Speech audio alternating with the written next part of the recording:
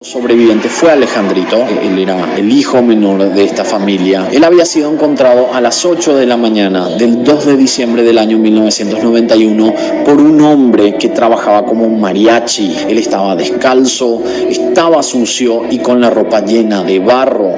Cuando este hombre, el mariachi, se acercó más a este niño, ahí vio que el barro en verdad no era barro, era sangre. Alejandrito le dijo que su mamá había sido operada por un doctor y que no se estaba despertando. La esposa del mariachi fue hasta la casa de la familia Chávez López a revisar si todo estaba bien. Ella se asomó a una de estas puertas, pero no se animó a entrar, entonces salió de nuevo, agarró al chico, al niño de 3 años, y lo llevó hasta la casa del jefe de la colonia Jardines de Morelos. Después varios vecinos se acercaron, empezaron a ayudar a limpiar al niño, y cuando le sacaron la ropa descubrieron que él tenía una herida menor bajo su axila que por suerte para ese momento ya había dejado de sangrar.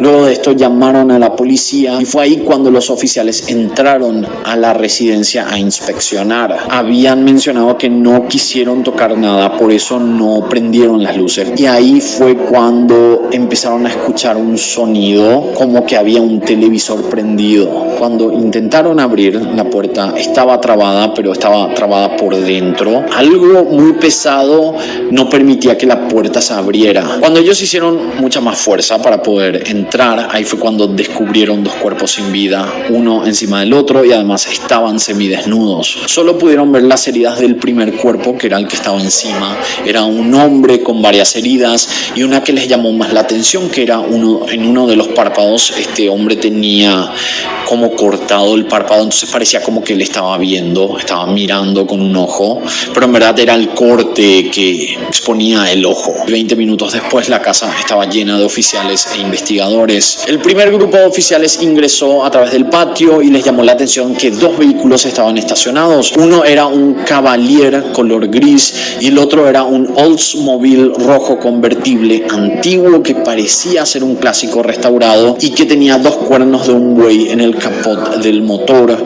Este vehículo estaba cubierto de polvo y tenía 2 marcas de manos sobre la suciedad. Ya había mucho más oficiales en ese momento. Primero vieron que en la planta baja estaba todo bastante normal. Cuando subieron las escaleras alfombradas, todas las habitaciones estaban cerradas menos una. En el cuarto principal, los 2 cuerpos fueron identificados como el de Alejandro, el padre, y el de Febe, la madre. Las paredes tenían salpicaduras de sangre y en la cama había un charco de sangre en el medio. En el piso, los oficiales encontraron un par de botones que habían sido arrancados de alguna camisa, y sobre la cama había una huella de un zapato sobre la sábana. Luego abrieron la siguiente habitación. Por la decoración y los pósters parecía el cuarto de una niña.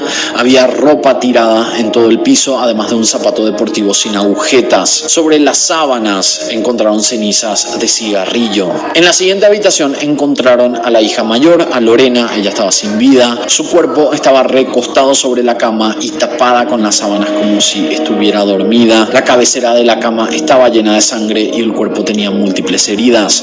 También notaron que sus manos estaban atadas con las agujetas del zapato deportivo que estaba en el suelo. Finalmente, en una última habitación encontraron a las 2 hijas faltantes, igualmente con múltiples heridas y atadas con el cable de una lámpara que estaba en el lugar. Y la pregunta era, en ese momento, ¿quién era capaz de hacer algo tan macabro y por qué? A medida que los investigadores avanzaron en toda la casa, no se encontraron indicios de que faltara algo. Las tarjetas de crédito del padre seguían en la billetera, había una chequera, todas las ropas y joyas seguían ahí, y además las puertas para ingresar al domicilio no tenían señales de haber sido forzadas. Los vecinos también fueron entrevistados y ellos dijeron que no habían escuchado nada, ni gritos, ni disparos, ni ninguna pelea. Luego de rechazar esta teoría de que pudo haber sido un robo, las autopsias de los cuerpos dieron como resultado que los asesinatos tuvieron que haber ocurrido entre la 1 y las 3 de la madrugada de ese 2 de diciembre. Se teorizó que quizás no fue un solo atacante, sino que varias personas tuvieron que haber hecho esto. Por otra parte, en las manos de Febe, los peritos encontraron diversas heridas punzantes, como si ella se hubiera tratado de defender o tratar de proteger a su esposo. Las autopsias de las menores también dieron información relevante. Por ejemplo, la mayor de las hijas había sido abusada y las cenizas en la cama daban a a entender que el atacante, luego de realizar el abuso, tuvo el tiempo para fumar un cigarrillo. Una de las menores tenía sangre en la planta de los pies, que indicaría que o pisó la sangre o alguien la arrastró y los pies pasaron por la sangre de alguien en esa residencia. Febe, la madre asesinada, tenía una hermana que estaba de novia con el hijo del gobernador de esa época, entonces había mucha presión para resolver este caso. A pesar de esta presión y con todos los intentos de encontrar a los culpables, haciendo interrogatorios, nada parecía llevar a los autores de este quíntuple asesinato. Pero los investigadores por lo menos pudieron armar una línea de tiempo de lo que la familia había hecho el día anterior. En la noche del 1 de diciembre de 1991, la familia Chávez López había asistido a la fiesta de 15 años de la hija de una de las docentes que trabajaba en las escuelas que ellos eran dueños. Esta mujer era profesora de natación en una de estas escuelas. La familia Chávez López se había retirado de esta fiesta a eso de las 10 de la noche. Un amigo de la familia fue el que los llevó de vuelta a la residencia, pero solo había dejado a la madre y a los hijos. Ellos ingresaron a la casa mientras que el padre con este amigo decidieron ir a un bar. A eso de las 11:30 de la noche, Alejandro, el padre, y este amigo ingresaron a un bar llamado El Dragón Rojo. Ahí bebieron mucho y también conocieron a una bailarina del local. A eso de la 1:30 de la mañana se retiraron del bar con esta mujer. El amigo llevó a Alejandro hasta su casa y ellos confirmaron que lo vieron entrar a la residencia a eso de las 2 de la madrugada aproximadamente. El problema era que Alejandro se había olvidado de sus llaves, entonces decidió ingresar a través del patio por un balcón que llevaba a su habitación. Según los investigadores, Alejandro se subió encima de uno de los vehículos, que fue cuando al parecer dejó esas marcas de manos para poder alcanzar el balcón.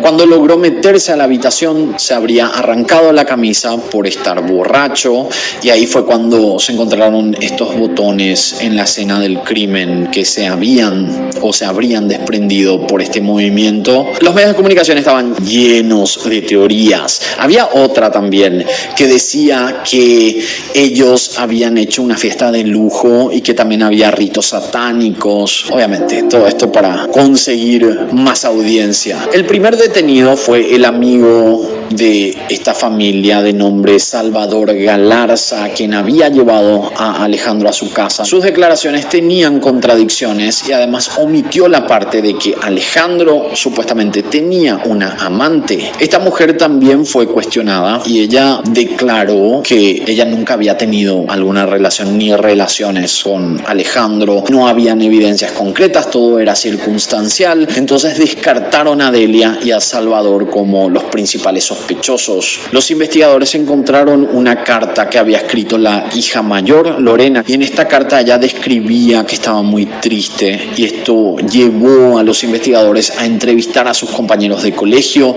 Ahí ellos se enteraron que a pesar de la posición económica del padre, los hijos eran el centro de burlas de sus compañeros porque iban al colegio con ropas viejas y gastadas. Empezaron a suponer que quizás Alejandro no tenía el dinero que decía. Y aquí fue cuando se descubrió que Alejandro en verdad era una persona que realizaba actividades poco legales con sus negocios. Por ejemplo, en una ocasión contrató a un arquitecto para que diseñara su piscina para una de las escuelas, pero este arquitecto le hizo el proyecto de la piscina completamente gratis, le mostró y pensó que le iba a contratar como para trabajar en este proyecto, pero Alejandro le dijo que él no tenía dinero y que simplemente iba a dejar el proyecto en la nada. Pero lo que hizo fue agarrar los planos, contrató a albañiles y así construyó la piscina, salvándose de este gasto del arquitecto. Hay muchos más de actividades o cosas que hacía Alejandro y que podemos decir que eran estafas. De esa manera Alejandro se ganó muchos enemigos. El 17 de marzo de 1992 los investigadores recibieron una llamada anónima de una mujer que dijo que ella sabía quién era el asesino de la familia Chávez López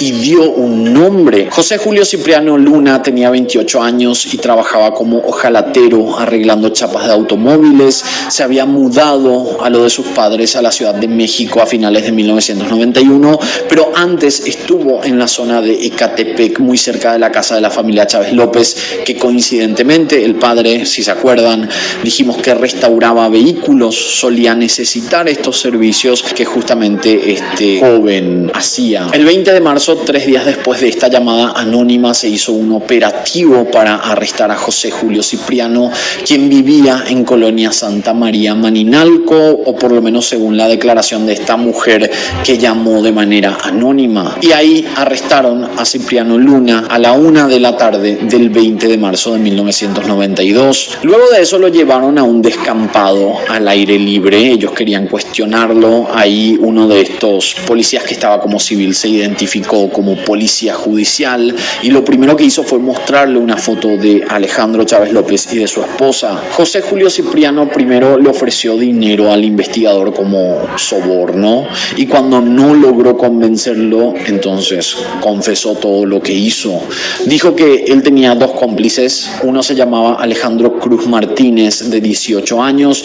Este joven trabajaba como vendedor ambulante y el otro hombre era Adán Robledo, de 20 años, empleado de una empresa que vendía agua purificada en bidones. Y así fue cuando allanaron la casa de Cipriano Luna y encontraron una casetera que era de pertenencia de esta familia. También había un dije de oro que luego la hermana de Febe confirmó que le había regalado ella a su hermana hace un tiempo atrás, y uno de los zapatos concordaba con la huella encontrada en una de las sábanas de la cama. Con estas evidencias arrestaron a los 3 involucrados. También se confirmó que uno de ellos en el pasado trabajaba en una siderurgia y en este lugar él había aprendido a amarrar tubos calientes y que concordaba también con los nudos encontrados en las niñas cuando fueron asesinadas. La razón de los asesinatos, así como contamos hace rato, tenía que ver con las estafas que el padre realizaba. Alejandro Chávez López había contratado a Cipriano Luna para que arreglara este vehículo que dijimos que estaba en el patio trasero, el Oldsmobile. Y según Cipriano Luna, Alejandro se había quejado porque el arreglo de este vehículo había tomado mucho tiempo. Entonces agarró el vehículo de la casa de Cipriano, donde él estaba reparando o estaba restaurando este vehículo,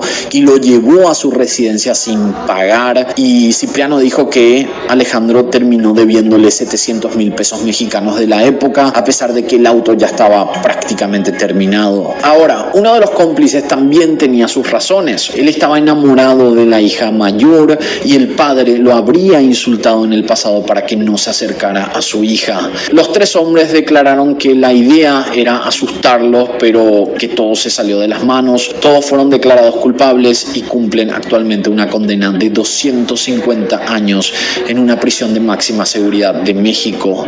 En cuanto al hijo, porque él fue el único sobreviviente, el niño de 3 años, estos involucrados dijeron que cuando ellos entraron a la casa, asesinaron a todas las personas, nunca vieron a un niño.